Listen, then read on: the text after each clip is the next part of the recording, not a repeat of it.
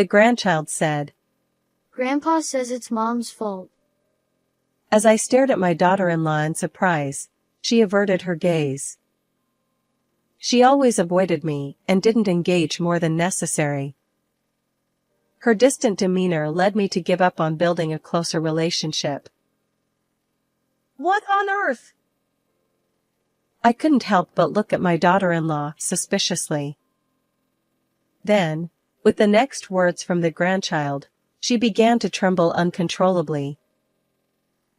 I had been enjoying a peaceful retirement with my husband Sebastian, 3 years my senior. In his younger days, he had excelled in a large corporation, but after retiring, he devoted his time to me.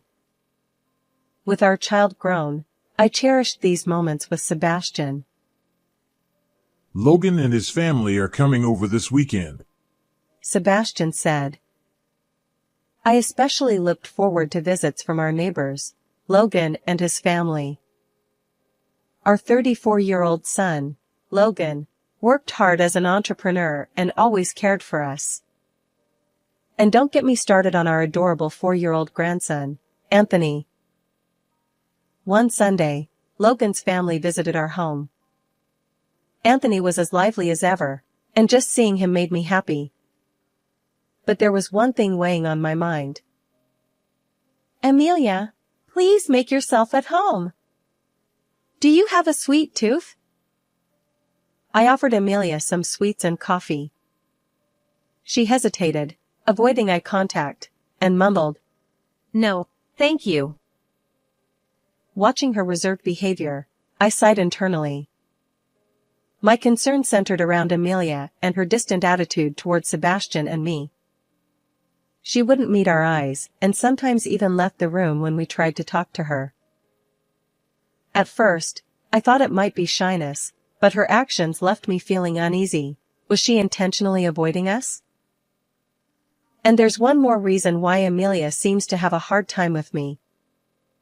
Logan sighed. Yeah. She's so quiet here. At home, she's loud, shouting, and quite the opposite. As soon as she went to the bathroom, Logan grumbled with a displeased expression. The truth was, I had been hearing about Amelia's troublesome behavior for a while now. Apparently, despite her usual reserved personality, when she loses her temper, she becomes uncontrollable. It's hard to believe, given Amelia's calm demeanor, but Logan's serious tone made it seem like he wasn't making it up. Avoiding eye contact and hearing about this side of her made me wary too. We've become family, so I do want to build a good relationship, but... Lost in my thoughts, Anthony suddenly looked at me and hurriedly approached. What's wrong? Are you hungry? I asked. Anthony whispered. No. Grandma, you want to be friends with Mom, right? It'd be nice if you could become friends. His words caught me off guard. Anthony's innocent face remained unchanged as he looked at me. He was adorable, but there was something mysterious about him. Sometimes he accurately guessed dinner menus he couldn't possibly know, or like now, said things that seemed like he could read minds. While I marveled at this, I thought, an Esper-like ability in Anthony? Impossible. Little did I know that his unique power would soon play a crucial role. It happened when Logan's family stayed over at our house. Late at night, after Anthony had gone to bed, I was about to get ready for sleep when a loud crash came from the bedroom. What? Logan said. Wasn't Sebastian already in the room? Alarmed, I rushed toward the bedroom. Sebastian had always had a weak heart. I hope it's not a seizure, I worried. I opened the door to find Sebastian clutching his chest, collapsed on the floor. As I frantically called for an ambulance, Logan tried to revive him. Just then, Amelia, fresh from the bath, stood there, her expression grim. Amelia, please take care of Anthony, I said.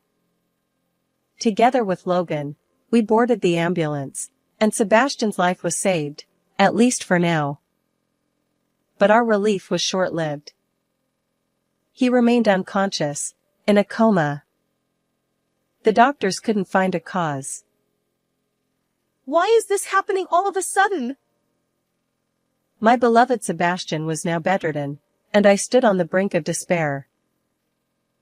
After that, I continued visiting the hospital, praying for his recovery. During this time, Logan's visits provided me with much-needed support. Logan would gaze at Sebastian with sad eyes, hoping for his awakening. His presence reminded me that I wasn't the only one suffering in this situation. However, there was something that still bothered me. "Hey, isn't Amelia coming today?" I asked Logan. Yeah. She seems busy and couldn't make it for the visit, he replied. Since Sebastian's hospitalization, Amelia hadn't shown her face even once. It saddened me that she kept her distance, despite being family. I resigned myself to not thinking too much about Amelia. However, a month after Sebastian fell into a coma, Amelia suddenly appeared with Anthony. "Amelia, thank you for coming," I said. She hesitated in her greetings, glancing around nervously. Her reluctance to move from the door made me realize that our distance hadn't diminished. And then, unexpectedly, our grandson Anthony leaned in close to Sebastian's face and said, Grandpa says it's Mom's fault. I was taken aback. "What do you mean?" I stammered. Anthony didn't answer my question directly. Instead, he tugged at Amelia's sleeve and looked up at her. Mom, you took the pen to Grandpa, right? It worked, and that's why he's like this. Anthony explained. Amelia's eyes widened, and she began trembling. Amelia, what did you do? I confronted her. If she intentionally harmed Sebastian, even as Logan's beloved, I couldn't forgive her. But then, Amelia uttered unexpected words. Anthony has a mysterious power. He can understand people's hearts. According to her, our grandson possessed an ability to discern people's thoughts just by looking at their faces. It sounded unbelievable, but somehow, I found myself accepting it. Anthony's peculiar statements, which I'd encountered many times, must have stemmed from this power. As I realized this, I glanced at Sebastian. So, Anthony accurately guessed Sebastian's thoughts? I asked, shocked. Amelia nodded slowly, and tears welled up in her eyes. She revealed a truth that filled my heart with anger toward a certain person. A few days later, something happened. Logan said, "Mom, what's this sudden talk about? What's going on?" In my home, Amelia wore a stern expression, and Logan looked as usual. Since learning the truth, I had called them both while Anthony was at kindergarten. Seeing Logan sitting there, I felt a pang in my chest. Logan, whom Sebastian and I had raised with care, was our precious child, no matter how old he became. At least, that's what I thought. You're the reason Sebastian ended up like that. My fists trembled on my lap, but Logan either pretended not to understand or lightly chuckled, tilting his head. "What are you talking about all of a sudden?" He asked. Don't play dumb. That pen you gave her, wasn't it a dangerous toy? Logan seemed taken aback by my words. He hadn't expected to be caught.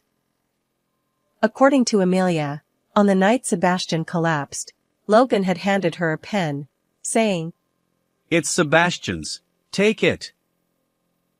Sebastian, being meticulous, had a habit of writing in his diary before bed. Knowing this, Logan must have given Amelia the pen. And according to Anthony, who could read minds, that pen emitted a mild electric current. The truth was that Sebastian's weak heart had caused him to collapse. Sebastian is so methodical. You'd pick up anything you dropped. There's no way a pen would be lying around. You pretended to rush to Sebastian and secretly took it, didn't you? Logan continued to make excuses, relying on the lack of definitive evidence. But Amelia had had enough. Sorry, but I checked your phone. I've got records of suspicious messages, she said, her face pale, confronting Logan. Suddenly, Logan stood up and raised his fist toward Amelia. I intervened just in time. Stop it! I said. This scumbag! Why won't you ever listen to me? Logan's outburst revealed his true nature. His face turned crimson as he shouted, unrecognizable from the cute Logan we knew. I've heard everything from Amelia. It's you who loses control and becomes uncontrollable with rage. My emotions swirled with anger and sadness as I spoke. According to Amelia, Logan always sought dominance at home, even restricting Amelia's actions. She wasn't allowed to go out with friends or even shop alone. Amelia's reluctance to visit us was because Logan had forbidden it. Her coldness toward us stemmed from knowing about Logan's verbal abuse and violence at home, leaving her unsure how to interact. I used to be too scared to confide in anyone, but this time, I won't forgive you. You'll pay for your sins. Amelia bravely confessed the truth, and Logan let out a low growl. Despite his determination to resist and fight back, he had no escape when faced with Amelia's decision to retaliate. Amelia showed me the message history on your phone, and I never expected you were in debt, I said. The decisive evidence she found was the message records between Logan and creditors. Logan, who had started a business but struggled to make it profitable, accumulated debt each time the company faced bankruptcy. Desperate to repay the debts, he even planned to murder Sebastian to claim his inheritance. Numerous messages on Logan's phone revealed statements like, "My father will soon pass away, and I'll repay then, or I'll pay using the inheritance." Amelia continued, You gave me the pen because you didn't want to do it yourself. And your daily visits to your father were just to keep an eye on him, weren't they? She added. By the way, I've submitted the saved message history to the police. They'll likely find out soon. Logan's face shifted between shock and panic. He had intended to take only the inheritance without facing any consequences. But reality wasn't so forgiving. While I cherished Logan, I held Sebastian and Amelia in equal regard. I couldn't forgive Logan for involving Amelia in his crime and plotting against his father. As Logan panicked, he suddenly tried to escape toward the entrance. But Amelia and I wouldn't allow it. We restrained him together, our combined strength overpowering him. I won't let you get away, I declared. Logan's face turned pale as he struggled. I don't want to go to the police, he protested. With a heavy sigh, I said, Stop acting like a child. You need to reflect on your actions. Realizing his fate, Logan slumped. I made the call to the police. Ultimately, further investigation confirmed Logan's guilt. Due to the severity of the case, He spent time in prison. Amelia filed for divorce, and I severed our family ties. Logan's company, now without him, went bankrupt. Meanwhile, a miracle occurred. Sebastian woke up. Though he continued outpatient treatment, he showed no lasting effects and gradually recovered. Amelia and I maintained contact, occasionally going out with Sebastian and Anthony. Our days became joyful. I prayed this wonderful days would continue. How did you like this story? Don't forget to subscribe to our channel. Until next time.